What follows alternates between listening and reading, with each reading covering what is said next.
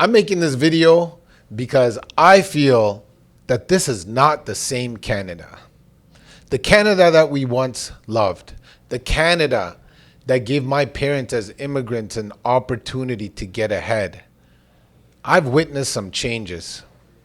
And in this video, I'm going to share with you the changes. And you too will agree that we're not in the same Canada.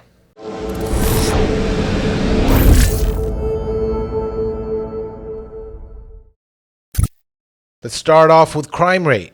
People across the world would immigrate to Canada and want to be Canadian because it was a safe place. Not anymore. Not only have we witnessed all this drugs in the marketplace and society, fentanyl, killing our children, violent crimes are also on the rise. Talking about really violent crimes. I didn't see that before back in the day, but now it's happening. So what happened to the safety? What is happening? A lot of that also has to do with government policies and the whole economy being on the decline. We're going to get to that.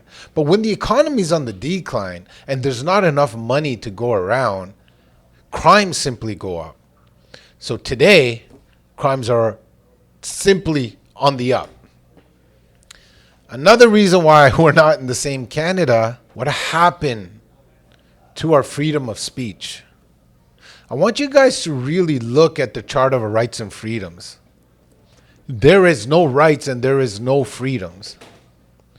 We cannot have say on what is being taught in schools.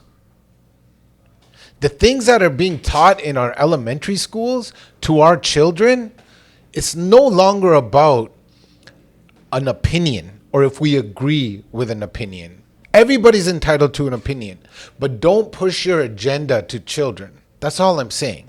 This is not about agreeing with a certain aspect of society or not agreeing with it. Everybody has a right. One person's opinion is not better than the other. It does not matter which side of that spectrum you stand on. But what I totally disagree with is pushing agendas. And I feel, as an adult that lives in Canada, that agendas are being pushed. Here's another reason why Canada is not the same. Taxes. Yo, we get taxed for everything. It is hard to be a wealthy entrepreneur that believes in capitalism in this country. If you make more money, they take 50% income tax. You want a nice car, a nice yacht, you're going to be paying luxury tax. Luxury tax for buying more expensive stuff. They got hands in our pockets, y'all. You want more real estate? Welcome to capital gains tax. Land transfer tax. Actually, if you want to be in the core city like Toronto, they give you 2 sets of land transfer taxes. We're taxed on everything. Not to mention sales tax. We have some of the highest sales tax. To live in this country, we pay a lot of tax. Okay, but we don't have a lot of say. And it doesn't always go back into infrastructure. So if you're going to take tax, put it back into the economy. Put it back into better roads and better school systems. Where do we put it back? And the next reason why I think it's not the same Canada, free healthcare. What? It's fine if it's free healthcare, but that's a pipe dream because nothing is worth your time. There's stories here of people getting sick and dying in the emergency room. We don't have enough doctors. You want to get an MRI and you live in Canada? Hopefully nothing goes wrong with your knee because you got to wait 3 to 6 months just to get an MRI if something's wrong with your knee or your lower back. There's a story of a good friend of mine whose mother had cancer and they had to wait 8 months for a consultation here in your free healthcare system. What do? They flew to Dubai. There should be an option of people that want to pay for convenience. But here's the problem. And it leads into my next point. When you flood immigration We have up to 500,000 people coming here every single year, which is fine. But the two things that are wrong with that is A, we're selling the immigrants a pipe dream. A lot of immigrants come here and go because they say, hey, what you promised me, Canada, is not here. That whole dream you promised me that we were pitching is not in Canada. Because when I come here, we can't afford a house. Yes, there's free healthcare, but I can't get seen. We can't afford rent. And there's now 10 of us living in a basement apartment. And we have to deliver Uber and all that to make a living. Immigrants are coming here and saying, no, where's my return policy? When that happens, there's an issue. And for the ones that want to come here and stay, let's talk about that. We are not building enough houses. Let's talk about the next point, which is our real estate economy. People cannot afford the real estate because there is so much demand with immigration coming in and so much red tape on supply. How does that make sense? Hey, everybody, come on in. But guess what?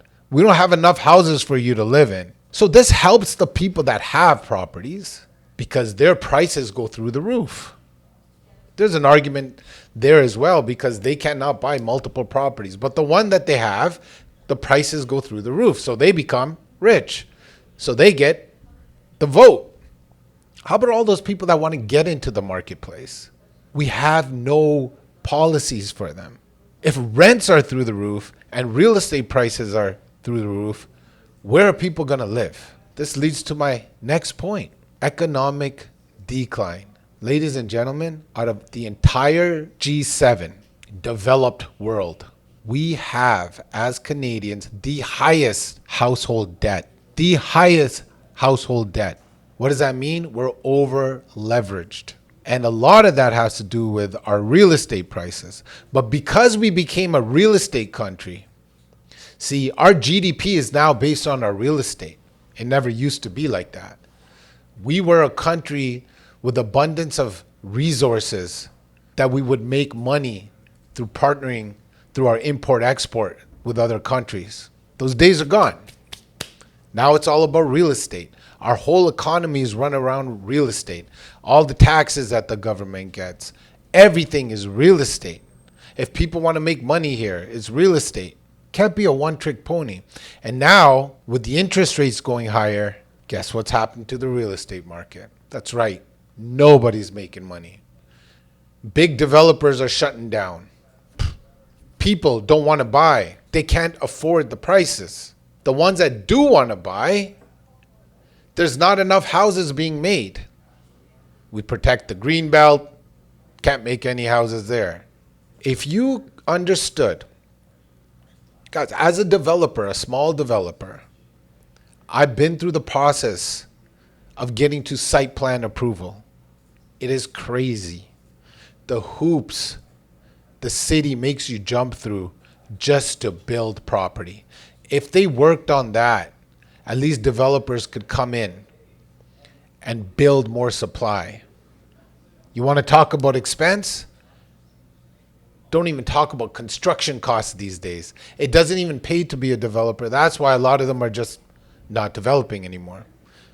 We make less per capita than the poorest U.S. state. There's people in Mississippi making more per capita than us. We have a lack of white-collar jobs. We have a lack of jobs when it comes to the labor force, when it comes to trades. But we have not enough white-collar jobs, which leads me to my next point. One of the biggest things that breaks my heart as an entrepreneur is the Canadian work culture. We promote 9-to-5 work, which is fine. But people live to work here in Canada. They don't work to live. We're not living anymore. I see Canadians depressed because we go to work, we live for our weekends, and on Monday we go back. We need to promote entrepreneurship. We need to promote wealth. And the more businesses that come to the marketplace, the more jobs that will be created. It's capitalism. But we don't promote the small businesses. There's no incentives. Actually, we do the opposite. We tax them to the yin yang. So they don't want to come here. They want to move. We are getting rid of our entrepreneurs. We are getting rid of the wealth in this country. We are becoming a pro-middle class and a lower class. The homeless is everywhere. There's no place for them to go. Immigrants that are coming in here are also homeless almost. There's 10 of them living in a basement apartment because we open the floodgates, promise them things, and there's nothing here. Entrepreneurship is important, and we need to promote it. At least we have sunshine 24/7. The weather sucks. When you look throughout Canada, guys, we have a grueling winter. There's places out there where it's sun shining 24/7. That used to be worth it. But because of all the things that I named in this video, that's becoming a huge pain point that can't be overlooked anymore. When you have an amazing country that didn't have all these points in this video, yeah, you can suck it up and live through the cold. But why would you do that now? Look, I'm not a hater of this country. I love it. That's why I'm making this video. I want to change. We need to focus on all these things that I talked about, and we need to make sure that we can have a change. But guess what? This is mic drop right here. There was a recent protest against government policies. Remember I talked about freedom of speech and why we don't have it? There was a sector of society that didn't believe in a certain policy. We have a right to demonstrate. You know what the government did? They froze those people's bank accounts. Your bank accounts for sticking up for what you believe in. Imagine that. Censorship? The censorship in Canadian social media? On podcasts? On things that you can hear? They don't allow it. They are taking away your voice. Look, I am not taking any side here. I respect all opinions. That's not the point of this video. What irks me is agenda, pushing an agenda. And when they take away your voice and they tell you how to think and they hit your kids in elementary school, yeah, it's time to think. There was a time I loved this country, but it's not the same Canada. Let's work together, notice it, and hopefully change it. Take care, y'all.